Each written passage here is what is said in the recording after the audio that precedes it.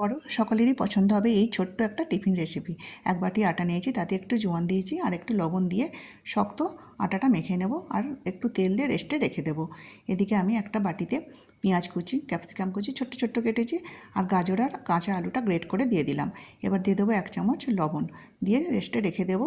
আর একটা বাটিতে আমি চাটনির জন্য টমেটো, আদা, রসুন, শুকনো লঙ্কা সিদ্ধ করতে বসিয়ে দিলাম। এদিকে দেখুন সবজি থেকে জল বেরিয়ে গেছে। এবার তাতে দিয়ে দেবো চাট মশলা আর একটু গোলমরিচ। বেশ চটপটা তৈরি হবে। আটা সেট হয়ে গেছে, আটাটাতে আমি 3টে ভাগে ভাগ করে নিয়েছি।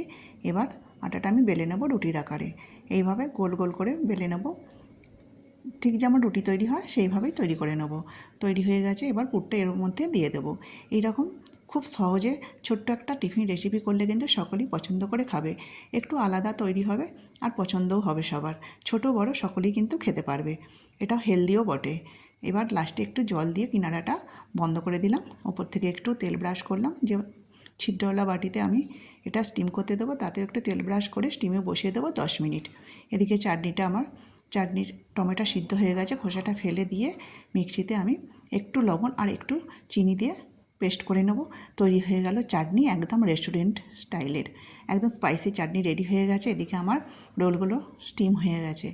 একটা ব্যাটার তৈরি করব, ময়দা আর লবণ দিয়ে দিলাম। 2 চামচ ময়দা দিয়েছি, একটু ঘন আকারে ব্যাটারটা তৈরি করে নিলাম। তাতে দিয়ে দেবো গরম তেল, সাদা তেল গরম করে দিয়ে দিয়েছি।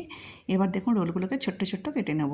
এবার ময়দারে কোট করে নিয়ে গরম গরম তেলে ভেজে নেব। এমনিও কিন্তু স্টিম করাটা খাওয়া যাবে। চলুন এবার গরম গরম পরিবেশনটা করে নিই।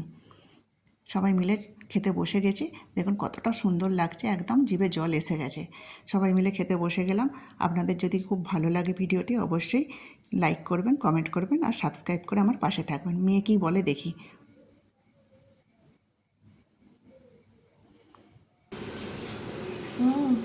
দারুণ হয়েছে, সসটা একদম পারফেক্ট, সেই স্পাইসি হেভি হয়েছে, স্পাইসি স্পাইসি। এটা কি জিনিস?